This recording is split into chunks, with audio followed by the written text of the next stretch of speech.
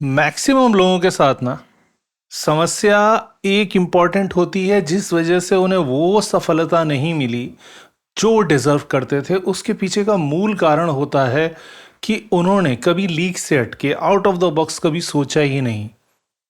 दूसरी तरीके से देखा जाए तो जो लीक बना दी गई थी वो लीक पे ही चलते रहे जीवन भर, क्योंकि उन्होंने अपने परिवार में वही देखा, अपने आस पड़ोस में वही देखा, लोगों ने भी उनके दिमाग में वही ठूंसा कि भाई तेरे बाप ने भी नौकरी की थी, तेरे दादा ने भी नौकरी की थी, अब तू भी नौकरी कर।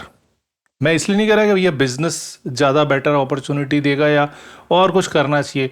इनफैक्ट अगर वो चाहता भी है कि कुछ करूं, लेकिन वो डर जाता है व्यक्ति कि भाई मैं कुछ नया करूंगा, अब लोग क्या कहेंगे। वही सबसे बड़ा रोग, क्या कहेंगे लोग, इतनी बड़ी समस्या है ये जीवन की कि मैक्सिमम टाइम लोग बाग स्टेप लेने से डरते हैं। और रिस्क है तो इश्क है, वो भी फिलॉसफी है कि भैया जब रिस्क लोगे तभी आप कुछ नया अचीव करने की दिशा में कोई बड़ा कदम उठाओगे। अन्यथा तो भैया सेफ जोन में सब खेलना चाहते हैं। दुनिया की मेजोरिटी जो है, बहुसंख्यक, हमेशा सेफ जोन में खेलती है कि भैया रहने दे यार, इस जगह पे अब देखो रिस्क इतनी सारी है, और इस जगह जाएगा तो मर जाएगा, तो तू ऐसा करना, ये पतली सी पगडंडी जो है ना, इस पे चल यार, रहने दे यार, इतना इधर देख ना उधर देख, घोड़े की तरह ब्लाइंड्स लगा ले और चलते चले जा। तो भैया लोग क्या कहेंगे ये सोच सोच के हम जीवन में बहुत सारे काम नहीं करते। और जैसा मैं हमेशा कहता हूं कि भाई अगर बेसिक समझना है तो आपको छोटी छोटी बच्चों की कहानियों से समझिए, जिससे आपके कॉन्सेप्ट बिल्कुल क्लियर हो जाएंगे।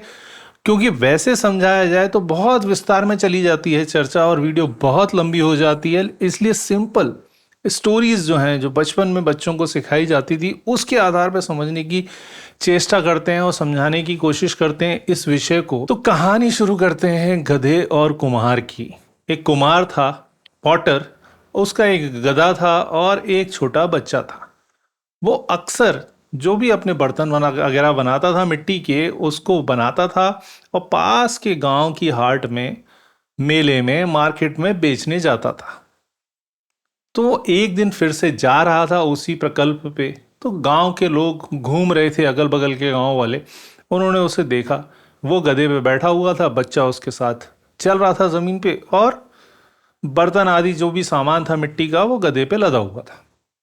लोगों ने उसको टोकना शुरू किया कि भाई अजीब इंसान है यार, ये देखो, इसको शर्म नहीं आती इस आदमी को कि खुद तो उम्र दराज होके भी गधे पे बैठा हुआ है और अपने बच्चे को पैदल चलवा रहा है। तो भैया वो फिर एक गांव में गया आगे, तो उसने सोचा हाँ यार, लोग अब कह रहे हैं कि तो मतलब मैं कुछ गलत कर रहा हूँगा। तो भाई वो सुन सुन के उसने चेंज किया कि भाई अब मैं ऐसा करता हूँ कि बच्चे को गधे पे बैठा देता हूँ और खुद पैदल चलता हूँ गधे के साथ साथ। अब वो धीरे धीरे वो चलने लगा, तो आगे कुछ और लोग मिले। उन लोगों ने फिर से हंसना उस पर शुरू किया कि यार देखो यार, ये कैसा बच्चा है यार, और कैसा ये आदमी है, ये बच्चे को इतनी शर्म नहीं आ रही कि मेरा बूढ़ा बाप पैदल पैदल चल रहा है और वो मजे से गधे की सवारी करते हुए चल रहा है। मतलब फिर वो परेशान हो गया कुमार, उसने बोला यार ये मैं करूं क्या। तो उसने बोला यार ये ठीक है, ये भी सही कह रहे हैं लोग बाग, अच्छा नहीं लगता कि मैं पैदल चलूँ और ये गधे पे बैठा रहे। तो उसने एक युगत लगाई कि भाई ऐसा करते हैं, दोनों बैठ जाते हैं गधे पे। तो भाई वो आगे चल के दोनों गधे पे बैठ गए, सामान पहले से लदा हुआ था। तो भाई फिर लोग जो मिले आगे गांव में तो उसको फिर हंसने लगे यार, बोले यार कैसा कैसा निर्दयी व्यक्ति है यार, इसने इतना सारा सामान इस बेजुबान जानवर पे डाल रखा है। और खुद भी दोनों बैठ गए हैं, बाप और बेटे। मतलब शर्मो हया तो बची नहीं है अब जीवन में। जानवर है, बोल नहीं सकता, तो इसका मतलब क्या है, उसको इतना अत्याचार किया जाए उसके ऊपर।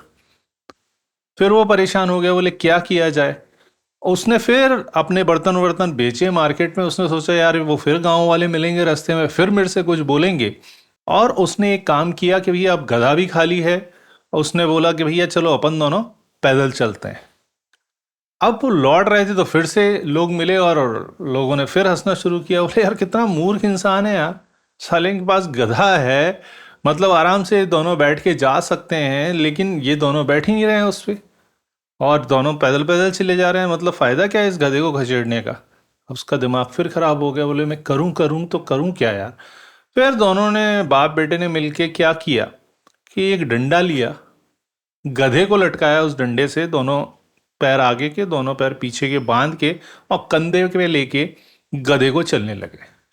मतलब इस कहानी से शिक्षा ये मिलती है कि आप कुछ भी करिए, कुछ भी करिए, लोगों को सेटिस्फाई नहीं कर सकते आप। लोगों को तो बोलना है, चित भी मेरी पट भी मेरी, लोग बोलते रहेंगे। आपके अंदर का व्यक्ति ही वो समाज का दायरा है जो बोल आपको रोकता रहता है चीजें करने के लिए, बार बार आपको स्टॉप करता है कि नहीं नहीं यार, अभी तो ये करेगा तो ये कहेगा, वो कहेगा।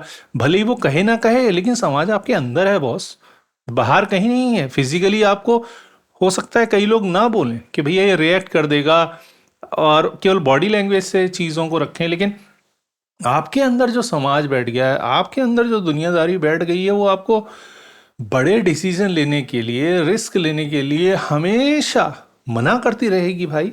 यह जीवन की सबसे बड़ी विडंबना है। जब भी आप अपने मन का कुछ करना चाहेंगे, या जब भी आप में उत्साह वृद्धि होगी, आपके अंदर कोई एग्रेशन आएगा, आपके अंदर कोई एनर्जी आएगी, कोई स्फूर्ति का निष्पादन होगा, और आपको सोचेंगे चलो मैं हटके कुछ ये करता हूँ, वहीं पे आपके अंदर का समाज कूद पड़ेगा कि नहीं नहीं यार, तू ये करेगा तो फिर तो यार लोग ये कहेंगे, लोग वो कहेंगे।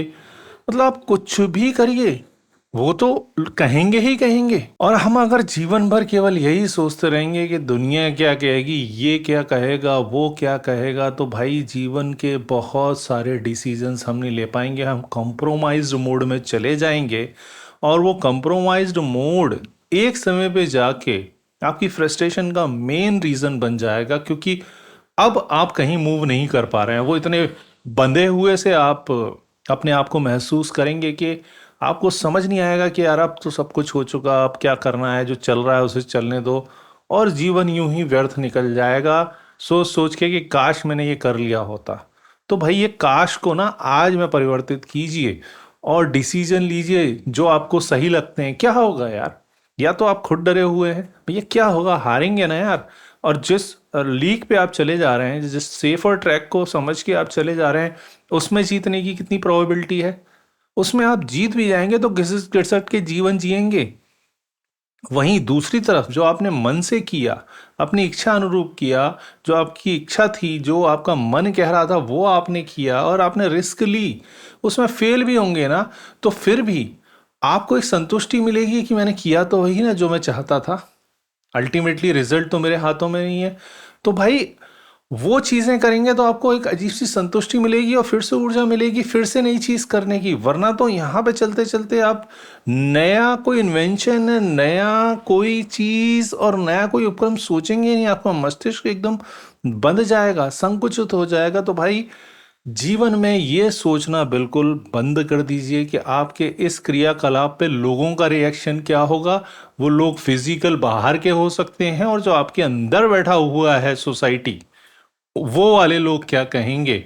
बिना ये सोचे कि लोग क्या कहेंगे, आपको नैतिकता के आधार पे चीजें सही लगती हैं, और आपका मन जिस फोर्स की तरफ ले जा रहा है आपको आपको वो प्रयास करना चाहिए।